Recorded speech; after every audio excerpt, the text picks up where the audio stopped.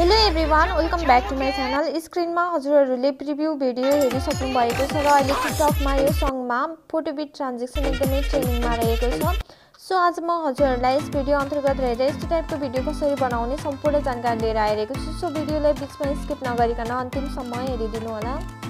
So फर्स्टमा यस्तो टाइपको भिडियो बनाउनको लागि क्यापकट एपलाई ओपन गर्नुपर्ने हुन्छ र न्यू प्रोजेक्टमा क्लिक गरेर आफ्नो 10वटा फोटोलाई चुज गर्नुपर्ने हुन्छ र एड अप्सनमा क्लिक गर्नुपर्ने हुन्छ। सो हाम्रो सबै फोटोहरू यहाँनिर आइसकेको छ र लास्टमा क्यापकटको वाटरमार्क रहेको हुन्छ। सो त्यसलाई सिलेक्ट गरेर डिलिट अप्सनमा क्लिक गर्नुपर्ने हुन्छ र अब फर्मेटमा क्लिक गरेर 16:9 को रेसियोलाई चुज गर्नुपर्ने हुन्छ र अब हामीले सबै फोटोहरूलाई रोटेट गर्नुपर्ने हुन्छ। सो फोटोलाई सिलेक्ट गर्ने, एडिट अप्सनमा क्लिक गर्ने र रोटेट अप्सनमा क्लिक गरेर सबै फोटोहरूलाई रोटेट गर्नुपर्ने हुन्छ।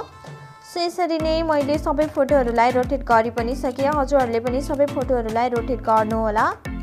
अब हामीले सबै फोटोहरूलाई जुम गर्दै स्क्रिनमा फिट गर्नुपर्ने हुन्छ। सो स्क्रिनमा फिट भएको फोटोलाई हामीले केही पनि गर्नु पर्दैन र स्क्रिनमा फिट नभएको सबै फोटोहरूलाई जुम गर्दै स्क्रिनमा फिट गर्नुपर्ने हुन्छ।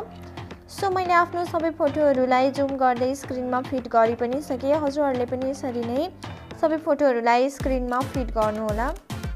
र अब हामीले आफ्नो सबै फोटोहरूमा एनिमेसन लगाउनु पर्ने हुन्छ। सो फोटोलाई सिलेक्ट गर्ने, एनिमेसनमा क्लिक गर्ने, कम्बो अप्सनमा क्लिक गर्ने र फर्स्ट फोटोमा हामीले बाइसेक्ट 2 एनिमेसनलाई युज गर्नुपर्ने हुन्छ। सो यहाँनिर थुप्रै एनिमेसनहरू रहेको छ र आफूलाई मनपर्ने जुनसुकै एनिमेसन पनि हजुरहरूले चुज गर्न सक्नुहुनेछ र त्यस्तै गरेर सेकेन्ड फोटोमा पनि हामीले बाइसेक्ट 2 एनिमेसनलाई चुज गर्नुपर्ने हुन्छ र बाँकी सबै फोटोहरूमा हामीले प्यान लेफ्ट एनिमेसनलाई युज गर्नुपर्ने हुन्छ।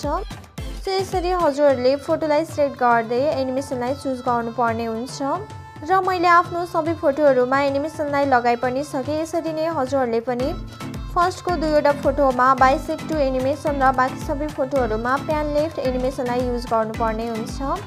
अब हामीले आफ्नो फोटोको ड्युरेसन मिलाउनु पर्ने हुन्छ। सो फर्स्ट फोटोको ड्युरेसन हामीले 6 सेकेन्डको राख्नुपर्ने हुन्छ र सेकेन्ड फोटोको ड्युरेसन हामीले 0.5 सेकेन्डको राख्नुपर्ने हुन्छ।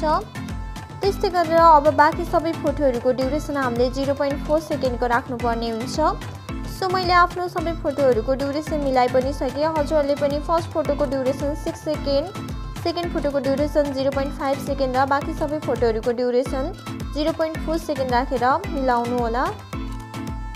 र अब हामीले आफ्नो भिडियोमा इफेक्टलाई एड गर्नुपर्ने हुन्छ। सो भिडियोको स्टार्टिङ पोइन्टमा जाने, इफेक्टमा क्लिक गर्ने, भिडियो इफेक्टमा क्लिक गर्ने र यहाँनिर थुप्रै इफेक्टहरू रहेको छ। सो माथिपट्टि रहेको फ्रेम अप्सनमा क्लिक गर्ने र थोरै स्क्रल डाउन गर्नुभयो भने लिड भन्ने अप्सन देख्न सक्नुहुनेछ। सो त्यसमा क्लिक गर्ने, टिक अप्सनमा क्लिक गर्ने र यो इफेक्टलाई फुल भिडियोमा लगाउने र फेरि स्टार्टिङ पोइन्टमा जाने, ब्याक गर्ने, भिडियो इफेक्टमा क्लिक गर्ने, पार्टी अप्सनमा क्लिक गर्ने र फर्स्ट लाइनको लास्टमा रहेको सेक्वेब भन्ने इफेक्टलाई क्लिक गर्ने र टिक अप्सनमा क्लिक गरिदिने। यसको ड्युरेसन हामीले फर्स्ट फोटोको ड्युरेसन जति छ त्यति नै राख्नुपर्ने हुन्छ। सो फेरि भिडियो इफेक्टमा क्लिक गर्ने र हजुरहरूले थोरै स्क्रल डाउन गर्नुभयो भने यहाँनिर ब्ल्याक फ्ल्यास भन्ने इफेक्ट देख्न सक्नुहुनेछ। सो त्यसमा क्लिक गर्ने र टिक अप्सनमा क्लिक गरिदिने र यो इफेक्टलाई हामीले सेकेन्ड फोटोको ड्युरेसन जति छ त्यतिमै मिलाएर राख्नुपर्ने हुन्छ र अब फेरि भिडियोको स्टार्टिङ पोइन्टमा जाने र भिडियो इफेक्टमा क्लिक गर्ने र मोडमा क्लिक गर्ने र अब हामीले फर्स्ट लाइनको थर्डमा रहेको कोलाजिन स्पार्क्स भन्ने इफेक्टलाई चुज गर्ने र टिक अप्सनमा क्लिक गरिदिने र फर्स्ट फोटोको ड्युरेसन जति छ त्यतिमै मिलाउने र फेरि ब्याक गरेर भिडियो इफेक्टमा क्लिक गर्ने र त्यही इफेक्टलाई चुज गरेर टिक अप्सनमा क्लिक गरिदिने र सेकेन्ड फोटोको ड्युरेसन जति छ त्यतिमै मिलाएर राख्नुपर्ने हुन्छ। सो यसरी ड्युरेसन मिलाइसकेपछि अब हामीले कपी गर्दै फोटोको ड्युरेसन मिलाउँदै फुल भिडियोमा यो इफेक्टलाई लगाउनु पर्ने हुन्छ। सो मैले सबै भिडियोमा यो इफेक्टलाई युज गरि पनि सकेँ। हजुरहरूले पनि यसरी नै कपी गर्दै फुल भिडियोमा मिलाएर राख्नुहोला। र अब हामीले आफ्नो भिडियोमा साउन्डलाई एड गर्नुपर्ने हुन्छ। सो ब्याक गर्ने, अडियो अप्सनमा क्लिक गर्ने र एक्सट्र्याक्टमा क्लिक गर्ने र जुन भिडियोको साउन्डलाई एड गर्न खोज्नु भएको छ त्यो भिडियोलाई सिलेक्ट गरेर इम्पोर्ट साउन्ड ओन्ली अप्सनमा क्लिक गर्ने। सो हाम्रो भिडियोमा साउन्ड आइसकेको छ र अब चाहिँ हामीले फर्स्ट फोटोको एनिमेसनको ड्युरेसन बढाउनु पर्ने हुन्छ। सो फोटोलाई सिलेक्ट गर्ने,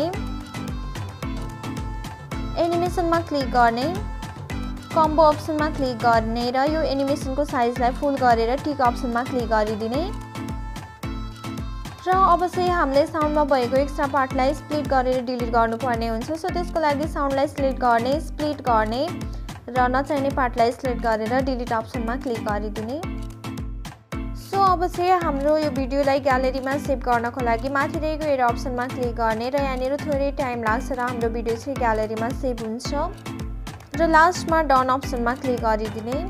र अब हामीले आफ्नो भिडियोलाई रोटेट गर्नुपर्ने हुन्छ र त्यसको फर्मेट पनि चेन्ज गर्नुपर्ने हुन्छ। सो न्यू पोर्ट्रेटमा क्लिक गर्ने र अघि बनाएको भिडियोलाई सिलेक्ट गर्ने।